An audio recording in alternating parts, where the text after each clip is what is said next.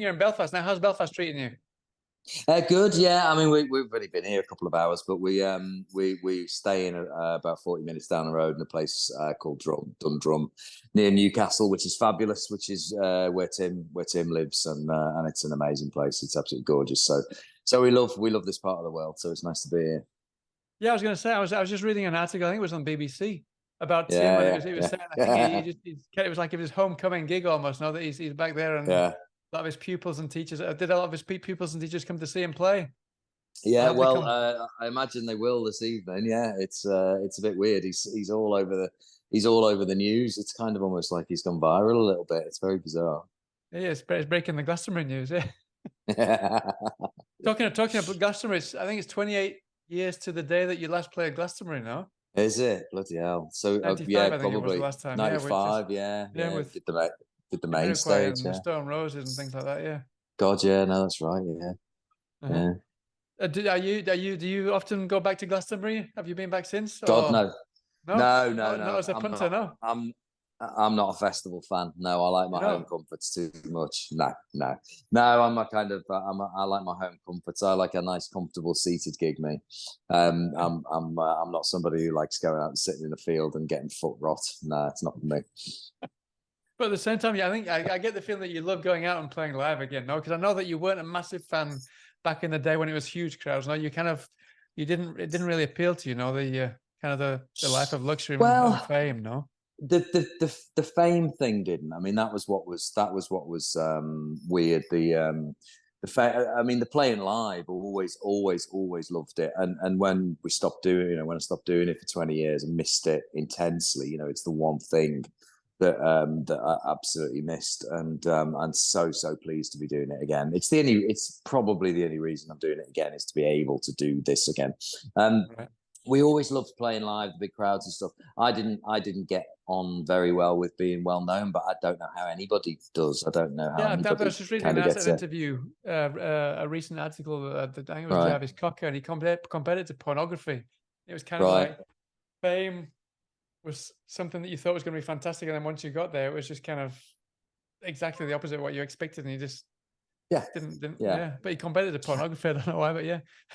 I don't know what the illusion is there in terms of pornography, but I know it's one of those things that I think you imagine it in a fleeting moment, and you imagine it that actually wouldn't it be really nice to be recognised and somebody just Yeah. come up to you and say, oh, this is brilliant, but you don't imagine that that's going to be every day of your life, and I think people don't realize that, and I think this is why an awful lot of people struggle with their mental health. I mean, just reading about Lewis Capaldi and saying, he wishes he could be Lewis from Glasgow again, for a Yeah. while. I think that's a big part of it. You do lose an integral part of yourself. So it's great. I mean, I'm just really pleased to get the best of both worlds with this way. That you can play, you can play live, which is just absolutely wonderful. But you don't have to necessarily deal with those parts of it, which aren't great. And I imagine being able to come back now and not having so much kind of notoriety has helped you to write two LPs pretty much back to back now. Was that one of the main reasons why you were able to kind of release music and write music so quickly? Yeah, I mean, part of the problem is that sort of through the 90s, you realize that you're not just writing for you, you're sort of writing to a marketing schedule. That's one of the things is that you can't just put things out quickly. It was a case of, well, you need to hold off on this till that cycle of that album's finished, and then we'll put that out, and this kind of thing. And that was what became very frustrating in the end, is that, that you actually stop doing what it is that you got into it for. You stop playing live, you stop you stop recording, writing songs, these kind of things. So actually being free to do it on your own schedule now is brilliant. You can just write an album if you want, just drop it on Spotify. It doesn't really, or just drop it wherever. It doesn't really matter, and that's actually quite liberating. Mm-hmm.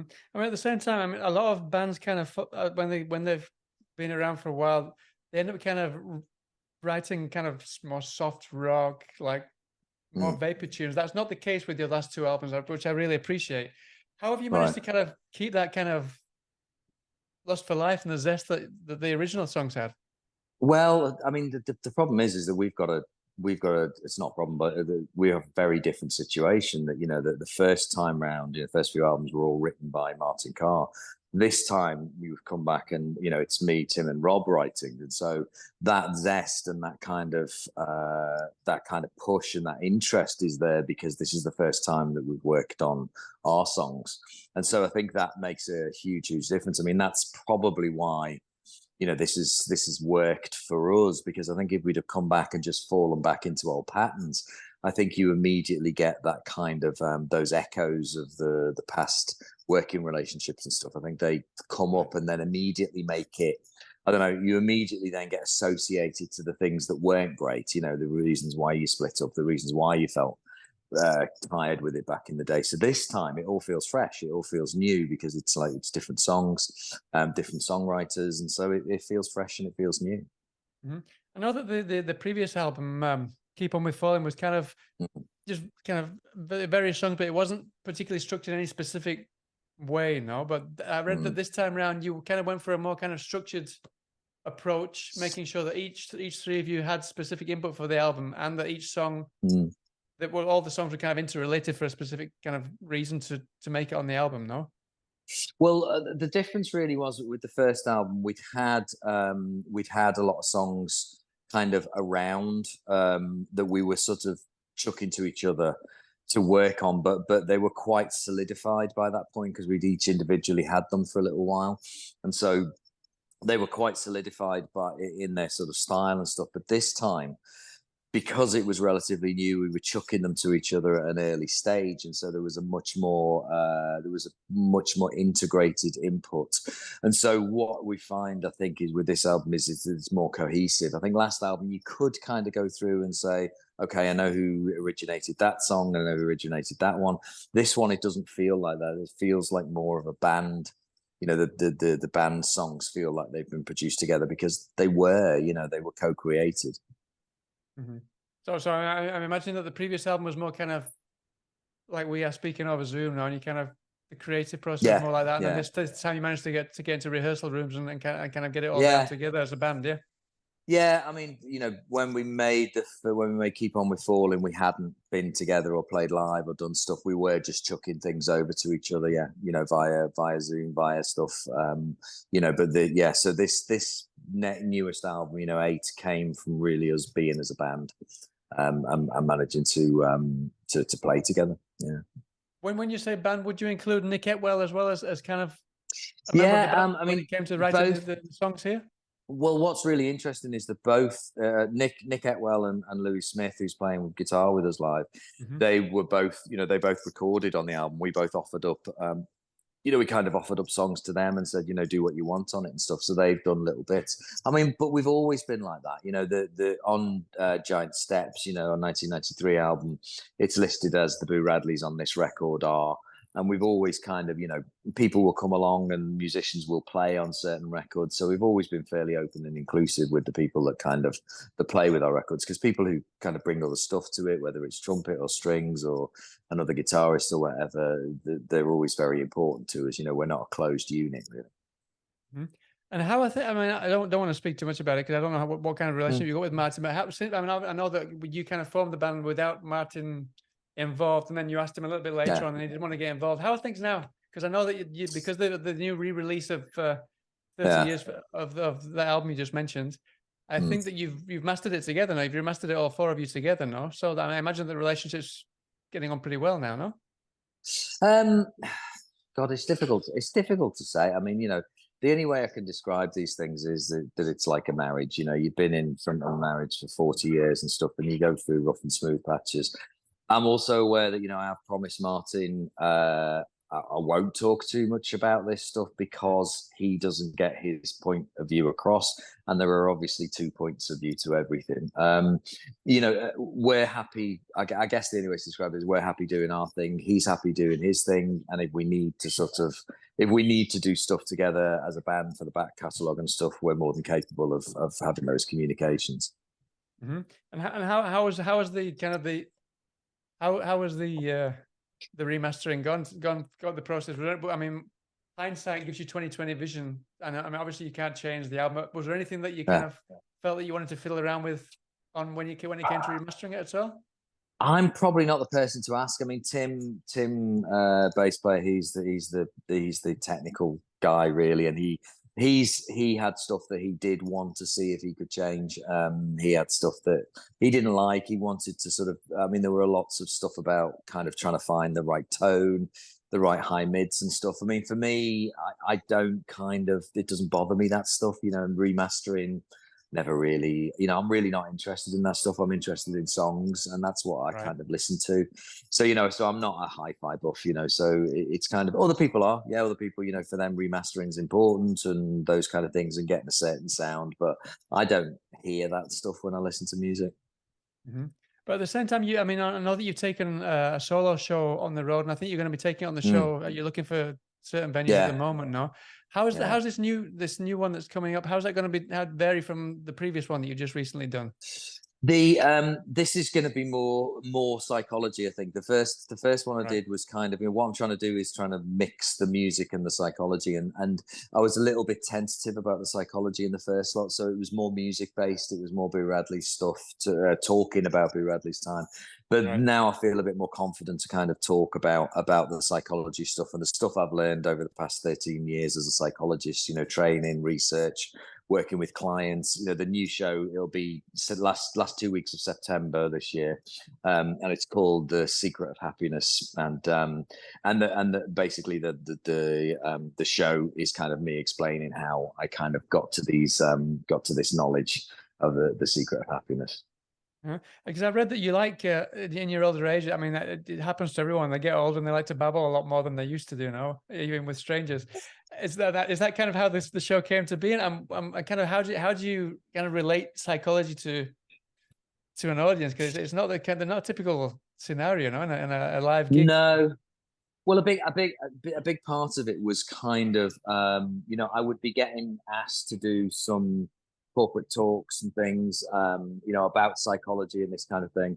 And part of me realized that that's actually not me. You know, a lot of it's about kind of, you know, a motivation and kind of how productivity and these kind of things. And I actually thought, well, if I'm going to do that sort of thing, I need to do it as truly me. And me is, you know, I've been in the Boo Radleys, I'm a musician, I'm a psychologist, but I need to do this as truly me. So I decided, okay, this is what I want to do. I want to write something like this and perform something like this, and that's what it really feels like. It's kind of like, okay, here I am. Here's what I've learned. Here's what I've been through. Hopefully, it's helpful to you. Mm-hmm. And because I know that you did write, you contributed to a psychology book to kind of to help people in the music Yeah, industry yeah, to kind of to get through, but to cope with kind of the lifestyle that you mentioned earlier, like previously, yeah, the kind of just yeah. kind of getting through with it. Have you any intention? Because I know that you also wrote a fiction book yourself as well. Mm, Have you got an yeah. intention maybe in the future to maybe to kind of convert this show that you're taking on the road into some kind of semi autobiography or something like that? Maybe. Possibly, I don't really know.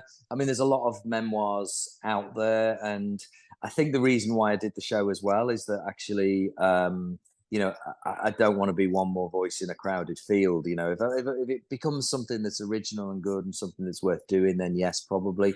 But you know, I read something like Mickey Durenyi's book, you know, Fingers Crossed, which is just absolutely fantastic. You know, and I don't think I could write something that sort of captured that time, that expressions, what life is like after a band like that.